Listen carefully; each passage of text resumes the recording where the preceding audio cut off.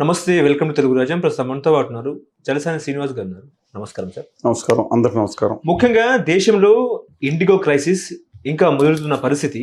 So IndiGo crisis మీద పార్లమెంట్లో తీవ్ర దుమారమే రేపుతున్న పరిస్థితి. రాహుల్ గాంధీ గారు, ప్రతిపక్ష నేత ఎంపీ రాహుల్ గాంధీ గారు మాట్లాడుతూ కేంద్రం గుత్తాధిపత్యంలో వెళ్ళిపోయిందన్నట్టు కూడా ఆయన మాట్లాడుతున్నారు.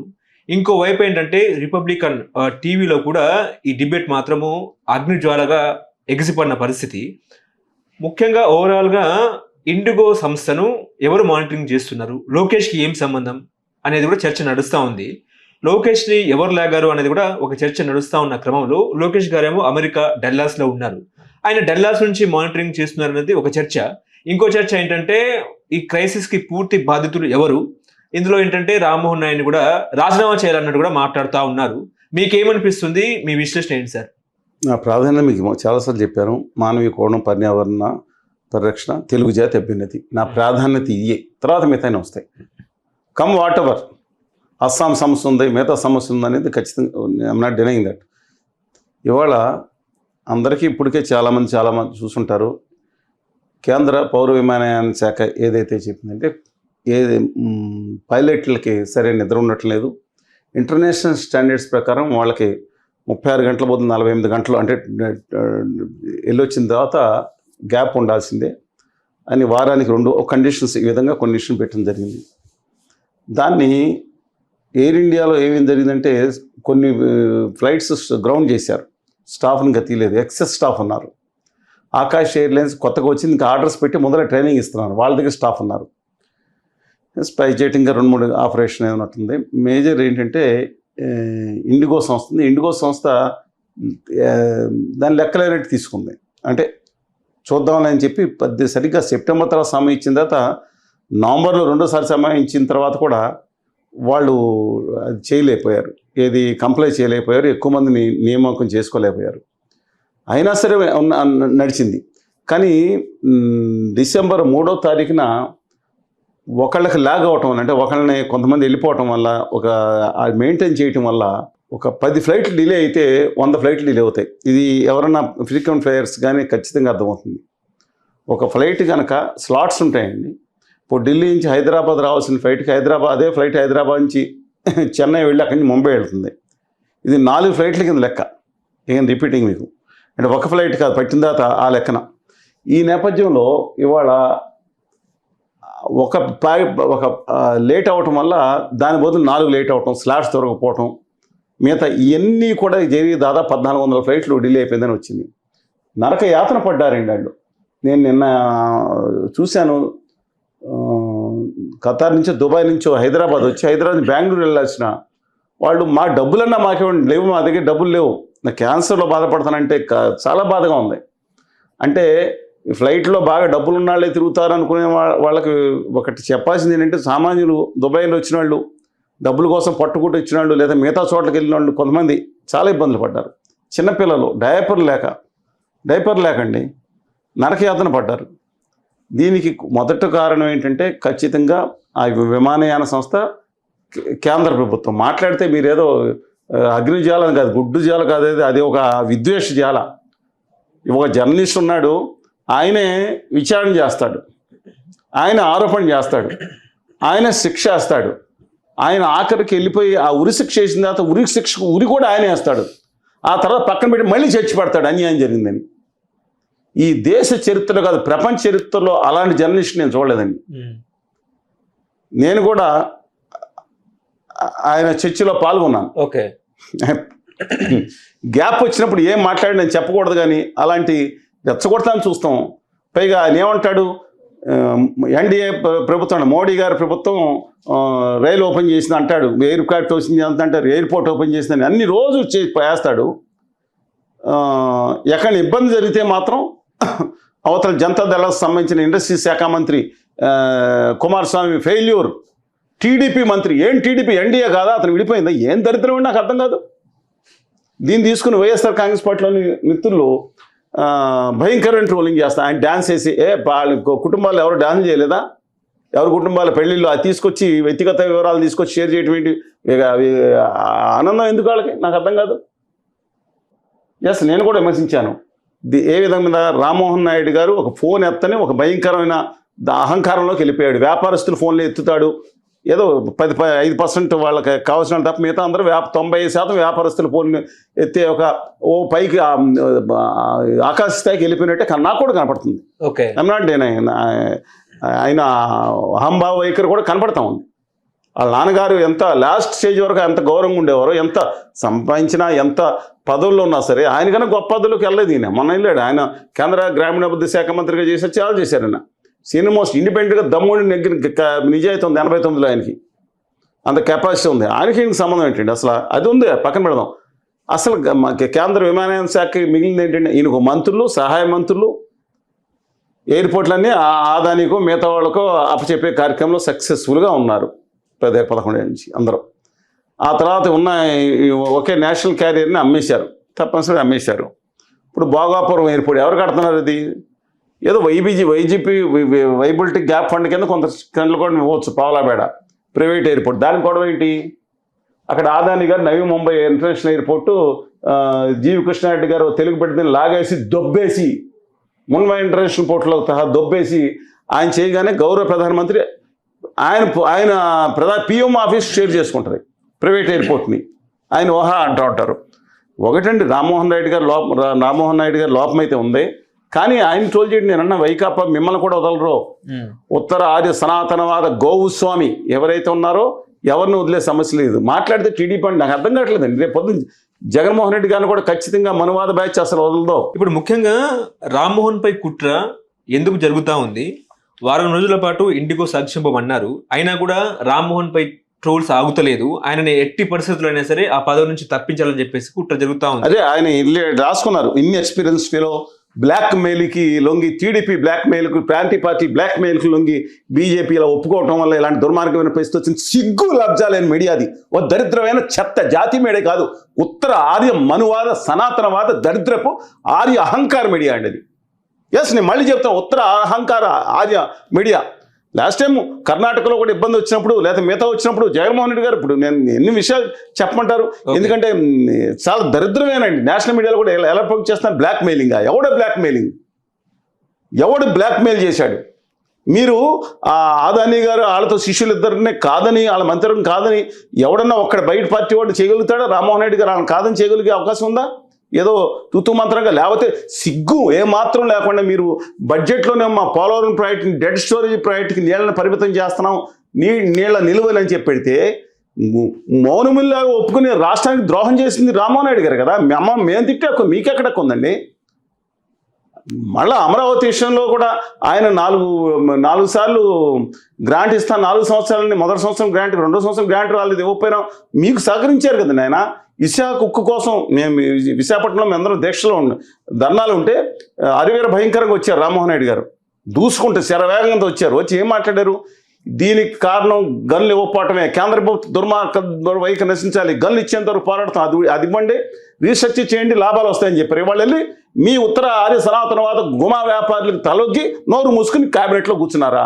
క్యాబినెట్లో ఎందుకు ఒప్పుకున్నారు? ఎస్, మేము అడిగి ఒప్పుకుంది, మీరేం అడిగి మాట ఎవరు బ్యాక్నో చేశాడు? పైగా ఆయన రాజీనామా ఏంటంటే, రాజీనామా లోపంతా ఒక ప్రాంతీయ పార్టీ మీద దొబ్బేయటం. ఒక విమానం ఎగిరితే అదేమో మోడీ గారి ప్రతిభ, మోడీజీ. ఇప్పుడు ఎన్డీఏ ఫెయిల్యూర్ కాదు ఇది, ఈ టీడీపీ ఫెయిల్యూరు, లేకపోతే నితీష్ కుమార్ ఫెయిల్యూరు, జేడీఎస్ ఈయన ఎవరో మన కుమారస్వామి గారి ఫెయిల్యూరు, లేదా ఇంకొకటి ఫెయిల్యూరు, ఆ ఏకనాథ్ షిండే గారి పార్టీ ఏదో ఉంది దానికో ఆయనకో ఫెయిల్యూరు. ఇదేనండి, ఇంకేం లేదా? సిగ్గేం పట్టలేదు వాళ్ళు. నేను చాలా బాధగా ఉంది ఇవాళ. నేను మళ్ళా చెప్తున్నాను, దయచేసి వాళ్ళ జగన్మోహన్ రెడ్డి గారు అధికారం లేకపోవచ్చు, రేపు అధికారంలో రావచ్చు. మనెవరు కావాలనుకోవడానికి ప్రజల అభిష్టం ఉంటే వస్తారు. ఇవాళ వాళ్ళు మళ్ళా చెప్తున్నాను, టీడీపీ కూడా, చంద్రబాబు నాయుడు గారు మీరు తల్ల కిందులుగా తపస్సు చేసినా సరే, ఇంక్లూడింగ్ లోకేష్ గారు మీరంతా ప్లీజింగ్గా మాట్లాడినా సరే, ఎట్టి పరిస్థితుల్లోనూ, మళ్ళీ చెప్తున్నా, ఎట్టి పరిస్థితుల్లోనూ ఆదాని గారు వాళ్ళిద్దరు సొంత మనుషులు ఎవరైతే దేశాన్ని supreme commander of India, political commander of ఇండియాగా ఉన్నారో వాళ్ళిద్దరూ మిమ్మల్ని క్షమించరు. మిమ్మల్ని ఎట్టి పరిస్థితులను క్షమించే ప్రశ్న నటన ఇది. మీకు తెలియట్లేదు, నేను ఆపరేషన్ బిరడాని 2034 బిరడా ఉంది. ఈ బిరడా ప్రగంలో 2018 మొదలు పెట్టినట్టు వాళ్ళు ఏసీయాల్సి, ఎందుకంటే ఈ 6 పార్టీలను, ఈ 6 కూడా శూద్రులు ఆ మనువాద శాస్త్రం ప్రకారం శూద్రుల్లోనే అధమస్థాయి అంటాడు. ఆ లెక్క ప్రకారం మాస్టర్ లెక్క ప్రకారం కాదు. ఈ ఆరు పార్టీలు వేసేయాలి. దయచేసి ప్రతి ఒక్కరు గుర్తుంచుకోండి. మొదటి పార్టీ టీడీపీ 2018లోనే వేసేద్దాం, 2018, 21 వేసేద్దాం ప్రయత్నించారు. సక్సెస్ అయ్యారు చాలా వరకు. అన్ని అంగాలను వాడుకున్నారు. వాళ్ళు చీఫ్ సెక్రటరీ గారు లేకపోతే ఎలక్షన్ కమిషన్ ఎలా చేశారు చూశారు. కానీ జగన్మోహన్ రెడ్డి గారు నవరత్నాల్లో కొన్ని రత్నాలు అమలు చేసిన సమర్థవంతంగా అమలు చేశారు, 2-3 అమలు చేయకపోవచ్చు. కానీ కక్ష సాధింపు ఎవరు అడ్వైజర్లు ఉన్నారు? దిక్కుమాలిన అడ్వైజర్లు కక్ష సాధింపులోకి వెళ్ళిపోవడం. ఆ హోదా విభజన హామీలు సాధించుకున్న పని ఏం చేసుకుంటే 20 ఏళ్ళు అధికారులు ఉండేవారు. వెళ్ళిపోవటం వల్ల, రెండోది హోదా విభజన హామీలు సాధన మీద దృష్టి పెట్టకపోవడం వల్ల, ట్రాక్ తప్పటం వల్ల, రెండోది తెలుగుదేశం పార్టీ క్యాడర్ గట్టిగా నిలబెట్టడం వల్ల, దీనివల్ల 2022-23 మధ్య నాటికే తెలుగుదేశం పార్టీకి భయంకరమైన అభిమానం వచ్చిందండి. అంటే రివర్స్లో వచ్చింది. దాన్ని 135+ స్థానాలు మనం కూడా మాట్లాడుకున్నాం. 130 స్థానాలు వచ్చే అవకాశం ఉంది ఇండిపెండెంట్ పోటీ. ఎందుకంటే ఆల్రెడీ చూడరు, ఎవరు వైకాపాను ఓడిస్తారో వాళ్ళకి ఓటేయడానికి నిర్ణయించుకుంటారు. 130 స్థానాలు, 22 ఎంపీ స్థానాలు వస్తాయని తెలిసిన వెంటనే ఆ ఉత్తర ఆర్య గుమా బ్యాచ్ ఆయన అరెస్ట్ చేసే జగన్మోహన్ రెడ్డి గారిని అరెస్ట్ చేశారు. 90% కాదండి, ఆయన అనవసరంగా ఆయన నెంబర్ వేసి ఇచ్చిరని తెలిసి ట్రోలింగ్ చేస్తున్నాడు. ఆయన కూడా కట్టుమడిపోయి ఉంటుంది. కేంద్రంలో ఉన్న శివుడు ఆజ్ఞలు అయితే చేయమైనా కొట్టదని కేంద్ర ఆజ్ఞ లేకుండా, నందుగారు వెళ్ళండి, మీరు కూడా ఆజ్ఞ లేకుండా ఇంక చేయగలుగుతారు? ఎవరన్నా చేయలేరు కదా. అందుకని 90% కేంద్రంలో ఉన్న గుమా వ్యాపారుల ఆదేశాల మేరకు అరెస్ట్ చేయించినట్టు అనుమానం. ఈయన కూడా సాటిస్ఫై అయ్యారు. లేకపోతే 53 రోజుల పాటు దక్షిణాది స్టాల్వాట్ చంద్రబాబుని అరెస్ట్ చేసి కనీసం స్టాయిలెట్గా మినిమం ఫెసిలిటీస్ కూడా లేదని పెట్టి వేధించడానికి కుదురుతుందా? క్వశ్చన్ లేదు. మిగతాది ఏవైతే పైనుంచి వచ్చేస్తారు కదా. ఆ తర్వాత స్టేజ్ మెయిన్ షో పెట్టించి వాళ్ళతో ఒప్పందం చేసుకున్న తర్వాత జగన్ గారు ఎంత విధేయంగా ఉన్నారండి. మళ్ళా చెప్తున్న ఆపరేషన్ బిరడాల మొదటి పార్టీ టీడీపీ వేసేపోయారు. నిలబడింది. వాళ్ళు వాడుకుంటున్నారు. ఎట్టి పరిస్థితుల్లో వాళ్ళు నమ్మరు. పాయింట్ నెంబర్ 2, తెలంగాణ రాష్ట్ర సమితి వేసేసారు. మళ్ళీ నిలబడుతుంది. బికాస్ ఆఫ్ కాంగ్రెస్ మిస్టేక్స్ వల్ల నిలబడుతుంది. బీజేపీతో అరెస్టులు ఎన్ని చేయించారు చూసాం. బీజేపీతో సయోధ్య నిమజ్జనం అంటున్నారు. మూడో పార్టీ జనతా దళ్ దాన్ని ఆల్రెడీ దాంట్లో తెచ్చేసుకున్నారు. కేసులు వాళ్ళ తమ్ముడు గారి మీద, వాళ్ళ కొడుకు మీద, అందరి మీద కేసులు ఉన్నాయి కదా. మొత్తం అంతా పీకల దాకా పెట్టి బిగించారు. ఏఐడిఎంకే సాగుగొట్టి పన్నీర్ సెల్వం, పన్నీర్ బటర్ మసాలా ఇద్దరిని పెట్టుకున్నారు. ఎడుపొడి పళనిస్వామి గారిని ఇద్దరిని పెట్టుకుని ఆడిచ్చి కాలుతో నడ్డి మీద తన్నేశారు. పార్లమెంట్ ఎన్నికల్లో ఒంటరిగా పోటీ చేస్తే బొక్కబొరలా పెడితే మళ్ళీ ఇప్పుడు కలుపుకున్నారు. కానీ ఏఐడిఎంకేని ఆడిచ్చి అంతర్ధానం చేస్తారు. ఆ తర్వాత జరగబోయే, ఎందుకంటే ఈ 4 పార్టీలు అయిపోయిన తర్వాత జరగబోయే మనువాదం ఒప్పుకొని 2 పార్టీలు ఉన్నాయి. ఏ పార్టీలు అంటే వాళ్ళ ఆర్య సనాతనవాదం ఒప్పుకున్న పార్టీలు డిఎంకే ఒకటి, 2 వైకాపా ఒకటి. ఇష్టం లేదండి అందులో సనాతనవాదులు. వైఎస్ఆర్ కాంగ్రెస్ పార్టీ తెలియదు. వాళ్ళు భ్రమలు, వాళ్ళు ఏదో చంద్రబాబు నాయుడు గారు తిట్టారు, వాళ్ళని తిట్టారు, నీళ్ళేమో భ్రమలో పడుతున్నారు. దానికి 100 రెట్లకు మీ మీదకి వస్తారు చెప్తున్నారు. తెలుగు జాతి ఆత్మగౌరవం కాపాడుకోండి. వైకాపా కానీ, తెలుగుదేశం కానీ, సిపిఐ కానీ, సిపిఎం కానీ, కాంగ్రెస్ కానీ, స్థానిక తెలంగాణ రాష్ట్రానికి తెలుగు బిడ్డలారా నేను చెప్తున్నాను. మీకు రేపొద్దున డిఎం వైకాపా కూడా వెనకలేదు. అవకాశం చూస్తారు, వేసేస్తారు. ఏం మొహమాటం లేదు దాంట్లో. అసలు ఈ శూద్రుల పాలన ఉండడం ఏంటనేది అహంకభావం పైన నరనరాన్ని ఉన్న కొంతమంది మీరు తట్టుకోలేరు. ఇవాళ ఆంధ్రప్రదేశ్ ఇవ్వలేదు ఆయన మీద రామ్మోహన్ నాయుడు గారు. నాకు అర్థం కాదు ఏంటండి రామ్మోహన్ నాయుడు గారు నిశాని గడ ఎంత చదువుకున్నారని వన్ ఆఫ్ ద బెస్ట్ స్కూల్స్లో చదువుకున్నారు ఢిల్లీలో. ఆయన హిందీ కానీ, ఇంగ్లీష్ కానీ, లేదా తెలుగు కానీ అనర్గళంగా మాట్లాడారు. అది కూడా కాకుండా అమెరికాలో ఎడ్యుకేషన్ చేశారు. ఒక కంపెనీలో అద్భుతంగా, అంటే ఒక వ్యవహార విషయాల్లో సంబంధం ఉన్న కంపెనీలో ఉద్యోగం చేశారు. ఉద్యోగం చేసి 10 సంవత్సరాలు ఎంపీ చేశారు. ఇక రిపీటింగ్ అంటే 10 సంవత్సరాలు ఎంపీ చేశారు. అనుభవం లేకుండా ఉంటుందా? చేసిన మంత్రి వస్తే బ్లాక్మెయిల్ అయ్యాడు, ఇన్ఎక్స్పీరియన్స్డ్. మన మోడీ గారికి సర్పంచ్ చేశాడు, కనీసం 10వ క్లాస్ వరకు చదువుకోలేదు. అప్పుడు ప్రధానమంత్రి ఎంతవరకు మెర కుచిపి పడాయి గిడాయి నెయ్యేమే 10 సార్లకు బార్కి వెళ్ళిపోయి అన్నారు కదా. మరి ఆయన 10వ క్లాస్ వరకు చదువుకు సర్పంచ్ చేశారు. మీకు తెలిసి ఇప్పుడు మోడీ గారు ఒక వార్డు మెంబర్గా ఎన్నికయ్యారు ఆయన ఎప్పుడన్నా? నేను మిమ్మల్ని అడుగుతున్నాను. డైరెక్ట్గా ముఖ్యమంత్రిని ఎలా చేశారు? ముఖ్యమంత్రి ప్రధానమంత్రి ఎలా చేశారు? ఎక్స్పీరియన్స్ అంటారేంటి? పైగా తర్వాత ప్రధానమంత్రి అయిన తర్వాత బిఏ చదువుకున్నారు. ప్రపంచం ఎక్కడా లేని విధంగా ఆల్ పొలిటికల్ సైన్స్ ఎంఏ అంటాయి. ప్రపంచంలో ఏ యూనివర్సిటీ ఇవ్వలేని దాంట్లో ప్రధానమంత్రి అంతా సర్టిఫికేట్లు వచ్చినాయి ఆయనకి. నీతో పాటు పైగా రెగ్యులర్ బిఏ అండి. అది దయచేసి గమనించండి. ఇదేది దాని ఏమంటారు, కరస్పాండెన్స్ కోర్స్ కాదు. అప్పుడు కరస్పాండెన్స్ కోర్స్ లేదు. రెగ్యులర్గా మీ క్లాస్మేట్ ఎవడరా చెప్పండి రా బాబు, మీకు దండం పెడతారు. ప్రపంచంలో క్లాస్మేట్ లేని ఏకైక వ్యక్తి అంటే ఈయన. ఆయన చదువుకు సంబంధం నా ప్రధానమంత్రి ఏం చదివాడో, మోసం చేశాడా, దొంగ మాటలు చెప్పారా, అసలు ప్రపంచాన్ని మోసం చేసిన వ్యక్తి దేశాన్ని ఎందుకు మోసం చేయాలని ప్రశ్న వస్తుంది. ఆయనే తెలుసుకోవాలి కదా. ఇప్పుడు ఆయన గుజరాత్లో అయినప్పుడు ఆయన కుటుంబ వ్యవహారాలు రాశారు, మరి ప్రధానమంత్రి అంతా ఎలా మారిపోతుంది? అయిన వ్యక్తిగతం అనుకున్నాం. కానీ ఇవాళ ఈ విషయంలో మాత్రం నాకు అర్థమవుతుంది, మొత్తం ఆదాని మీడియా కూడా, ఆదాని మీడియా ఉందండి. ఆదాని అంటే అర్థంగా దార్శికరణ చేసేవాళ్ళని అర్థం. ఆదాని మీడియా, ఈ మీరు చెప్పిన దిక్కుమాలిన మీడియా, వీళ్ళందరూ కూడా కక్ష సాధింపుతో మన రాష్ట్రం ఒకటి కాదు, దక్షిణాది మీద కానీ ఆ రాష్ట్రంలో సమస్యలు పట్టట్లేదండి వీళ్ళకి. నిన్న పెంచలేని నెల్లూరు జిల్లాలో ఏ దేశ చరిత్రలో ఎంతమంది చేశారు అలాగా?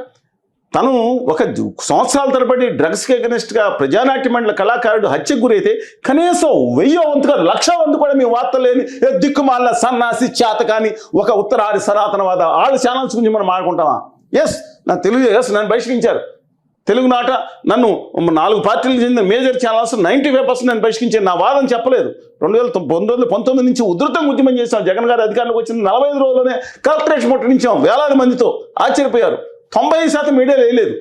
నా మీద దుర్మార్గంగా ట్రోలింగ్ చేస్తున్నారు, దుర్మార్గంగా చేస్తున్నారు, అసభ్యంగా చేస్తున్నారు. వీళ్ళకి లేవండి, వాళ్ళ కుటుంబ సభ్యులు నేర్పిన గౌరవాన్ని నిలబడ్డాం. అంటే బూతులు తిట్టాలి, నేను తిట్టినా జగన్మోహన్ రెడ్డి గారిని, చంద్రబాబు నాయుడు గారిని, లేదా కళ్యాణ్ బాబు గారు, లేదా రేవంత్ రెడ్డి గారు, ఇదే పనా?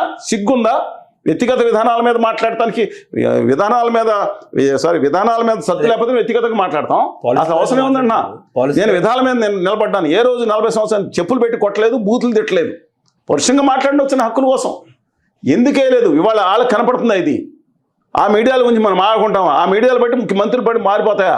అంటే ఫెయిల్యూర్ ఒప్పుకోవాలా? అంటే నేను మళ్ళీ చెప్తున్నాను, ఏముందండి అక్కడ చేయడానికి? నిజంగా ఆయన చేయాల్సిందే, నేను లోపం ఉంది. కానీ కేంద్రంలో గుజరాతీ పాలకులను కాదని ఏమైనా చేయగలుగుతారు? ఆకాశ్ ఎయిర్లైన్స్ ఎవరిది?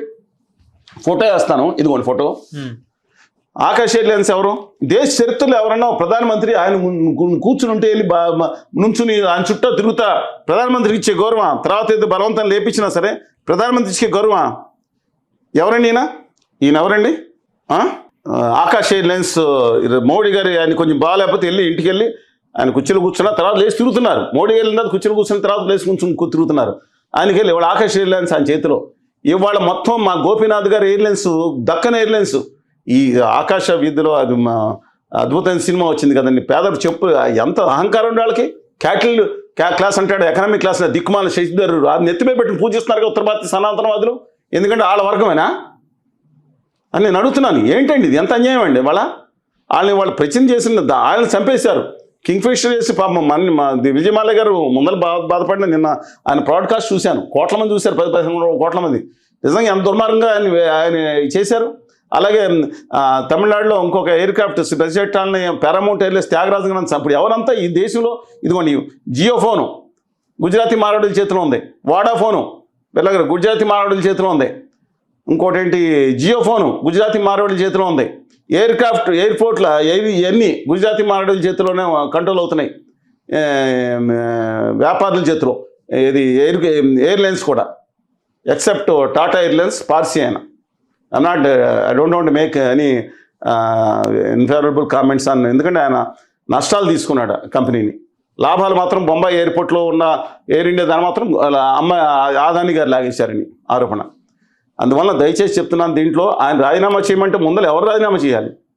ఫ్లైట్ ఎగిరితే మోడీ గారి ఫోటో, ఆగిపోతే రామ్మోహన్ నాయుడు గారి ఫోటోనా? I'm not supporting outrightly Rammohan Naidu garu, but at the same time ఇదేం దుర్మార్గం అండి.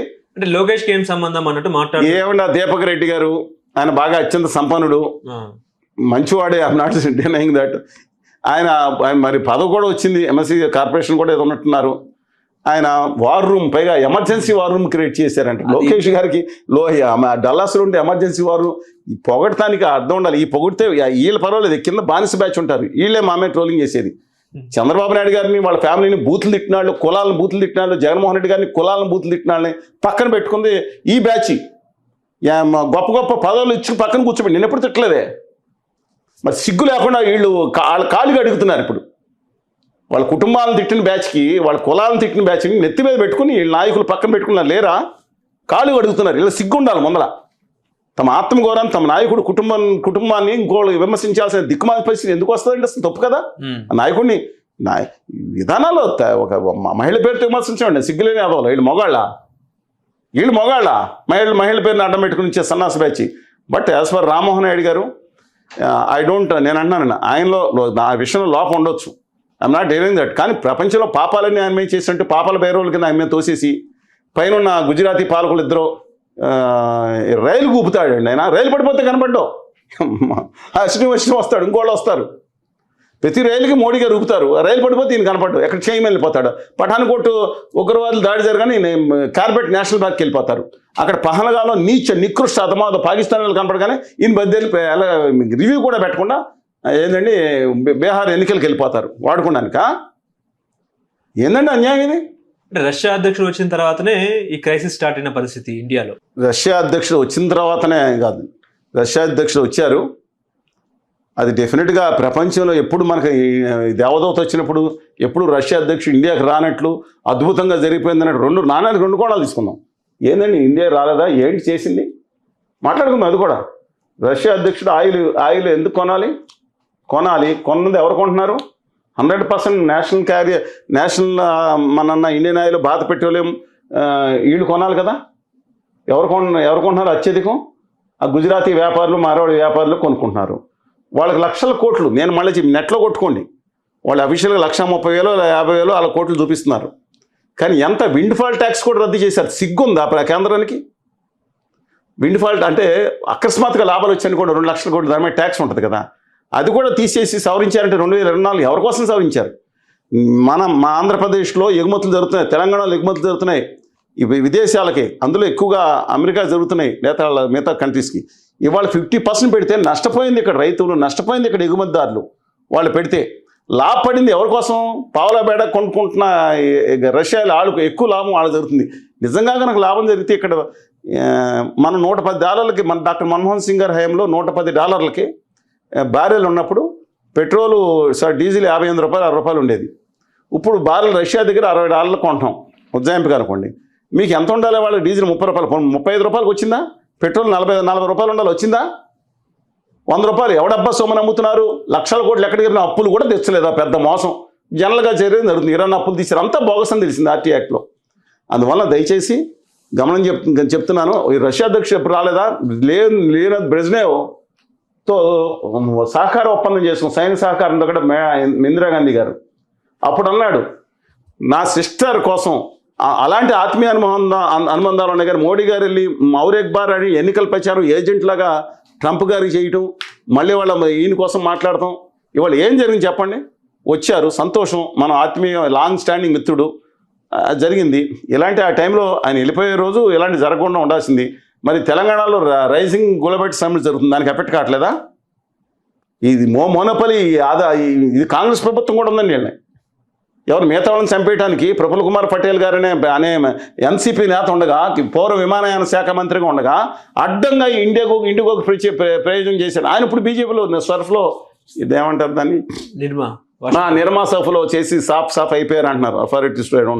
బట్ నేను చెప్తున్నాను, వాళ్ళు కాంగ్రెస్ ప్రభుత్వ లోపం కూడా ఉంది, వీళ్ళు ఇంకా అలాగే గ్రేట్ గుజరాతీ మార్వాడి వ్యాపారుల ప్రభుత్వం అనే పేరు ఉంది కాబట్టి వాళ్ళు కూడా వచ్చారు. గుజరాతీ మార్వాడి గొప్ప చాలా మంది ఉంటారు అంటే నేను ఇది మాత్రం తప్పండి. ఇప్పుడు అర్నబ్ గోస్వామి బీజేపీ మనిషి అని చెప్పేసి కొంతమంది మాట్లాడుతున్నారు, నిజమే అంటారా? ఏమన్నా నాకు తెలియదు, కానీ ఉత్తర ఆర్య గోస్వామి గోస్వామి గారు ఉత్తర ఆర్య మనువాద సంస్కృతికి నిలువెత్తాన్ని కల్పించే నిదర్శన ప్రతిరూపం. ఆయన దాంట్లో ఇన్వెస్ట్మెంట్ ఎవరు చేశారు? ఆ ఛానల్ ఎవరిది? బీజేపీ ఎంపీ గారిది కాదా? నిర్మా సోపులో ఉంది కాదా? నేను అందుకని ఆయన గురించి ఎంత ఈ ప్రపంచ చరిత్రలో నేను చెప్తున్నానండి. ప్రపంచ చరిత్రలో మీకు ఇంకొక విషయం చెప్తాను, చాలా గొప్ప కథ ఏదో వచ్చింది దాంట్లో. ఇవాళ శాస్త్రవేత్తలంట అద్భుతమైన ప్రయోగాలు చేస్తే పెద్దాండు శాస్త్రవేత్తకు దూరిపోతారు కదా, ఈయన దగ్గర నేర్చుకుందామని రీసెర్చ్ చేస్తున్నారంట ఈయన మీద. ఒక ఎవరెస్ట్ని ఎక్కే వాళ్ళందరూ కూడా పర్వతారోహకులంట, అసలు ఈయన ఎవరెస్ట్ నిమిషంలో ఎక్కి నిమిషంలో దింపేస్తాడు జనాల్ని అని వాళ్ళ దగ్గర నేర్చుకుందామని వస్తున్నారంట. ఆర్మీ వాళ్ళంట అసలు ఈయన 4 మాటలు పెంచేటప్పటికి ఆయన 550 డెసిబుల్ సౌండ్స్ వస్తుంది ఆ ఛానల్లో. ఆ దెబ్బకి చైనా వాళ్ళు మన ఇండియాలో కొంత ఆక్యుపై చేసి ఖాళీ చేసి వెళ్ళిపోయే అంత గొప్ప సౌండ్ వచ్చిందని కొంతమంది అనుకుంటున్నారంట. ఈయన వేసిన మిస్సైల్స్ దెబ్బకి పాకిస్తాన్ ఆర్మీ దిక్కుమాల నీచమైన పాకిస్తాన్ పారిపోయిందని ఈయన ఇంకా చెప్తున్నానండి. ఇంకొకటి కాదు అసలు, లేకపోతే ఈయన ఇది కూడా ఒక ప్రముఖ రైతు కూడా ఎలా చేయాలో చెప్తారు. రైతులు కూడా ఈయన దగ్గర నేర్చుకుందామని, టీచర్లు, విద్యార్థులు, అసలు మామూలు ఒక కళ అండి ఈయన. 64 కళలు ఆరితేరిపోయినా ఈయన గురించి మాట్లాడుకుంటాం ఎందుకండి? ఒక విద్వేషకారిగా మాట్లాడితే ఆయన ఏం మాట్లాడుతున్నారు? పహల్గావ్లో ఏం మాట్లాడారు రాబరేఖ ఏం వచ్చింది దాంట్లో? పహల్గావ్లో విదేశీ నికృష్టమైన ఆ దుర్మార్గులు దాడి చేస్తే ఆ తీవ్రవాద మీరు దేని వాడుకుంటా ఉన్నారు? ఏ పార్టీకి వాడుకుంటున్నారు? బీజేపీకి నేను చెప్తున్నాను, మిగతా వాళ్ళు నేను విన్న ప్రకారం అసలు ఆ బీజేపీ చరిత్రలో ఎవరు చేయనంత సహాయం ఈయన చేస్తున్నట్టు ఒక అనుకోలేదు. అయితే I command minister to attend my show. ఎవడండి ఆ dictate? Who is he? Supreme commander Adani garu శిష్యుడా? Who is he? అండ్ ఇంకోటి కూడా చెప్తున్నాను, ఒక కాంగ్రెస్ పార్టీ అయిన జాతీయ అధికార ప్రతినిధిని the lab dog of Soni ఏం మాట్లాడతాను? తొడమై కూర్చుని మనిషిని అధికార ప్రతినిధి వచ్చే సిగ్గు లేకుండా ఆ పార్టీ వాళ్ళు ఎందుకు వెళ్తారు? దానికి సిగ్గు ఉందా కాంగ్రెస్ పార్టీకి ఛానల్కి వెళ్ళడానికి? ల్యాబ్ డాగ్ అని అనవచ్చా?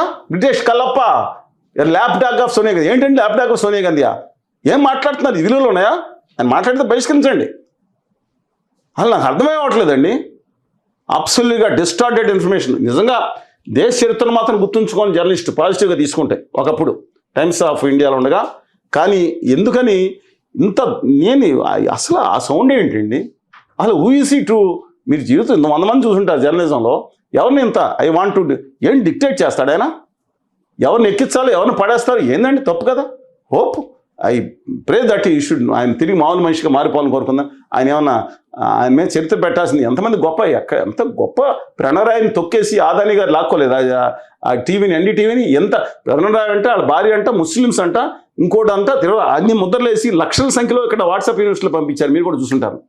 ఎంత దుర్మార్గం అండి అది. ముస్లిం పిచ్చి కుక్కని మొదలెట్టడం చాలా అన్యాయం. ఆయన గురించి మాట్లాడకుండా ఆయన గౌరవనీయులు చాలా మందికి అది వదిలేసేయండి. ఉత్తర ఆర్య నా ఉద్దేశం ప్రకారం ఉత్తర ఆర్య మనువాద సంస్కృతి నిలువెల్ల గోడ కట్టుకున్న వ్యక్తి బీజేపీ అనబడి బీజేపీ కాదండి. బీజేపీ అంటే వాజ్పేయి గారు గొప్ప వాళ్ళు చాలామంది ఉన్నారండి. మురళీ మనోహర్ జోషి గారు, అద్వానీ గారు, చాలాసార్లు మాట్లాడుకున్నాం. జ్ఞానకృష్ణమూర్తి గారు, సికిందర్ రాజా గారు, సికిందర్ భక్త్ గారు, విజయరాజ్ సింధే గారు, చాలా బలరాజమతి, చాలా గొప్ప వాళ్ళు ఉన్నారు. ఇది అదానీ గారు ఉత్తర భారతీయ జనతా పార్టీ దానికి ఉపయోగపడుతున్నారు. బీజేపీకి ఉపయోగపడితే అదానీ గారి మీద కూడా ఎలా మాట్లాడగలుగుతారు? రామ జన్మభూమి దాని మీద ఎలా మాట్లాడగలుగుతారు? అదానీ గారి మీద అలా మాట్లాడకూడదు కదా. మురళీ మనోహర్ జోషి గారిని మద్దతు ఇవ్వాల్సిన వ్యక్తి ఇలా బీజేపీ కాదు, అదానీ గారికి వాళ్ళ పార్టీకి మద్దతు అని కొంతమంది అభిప్రాయం. తప్పులుంటే చెప్పండి, సవరించుకుంటా. హలో, తెలుగు రాజ్యం ఛానల్ చూస్తున్నారా? సామాజిక రాజకీయ జీవన చిత్రణే తెలుగు రాజ్యం. అతిశయోక్తులు, అసత్యాలు ఉండవు. రాజకీయ కోణం కాదు, ప్రజా కోణమే కొలబద్ద. తెలుగు రాజ్యం వీక్షణ మీ ఉత్తమ అభిరుచికి నిదర్శనం.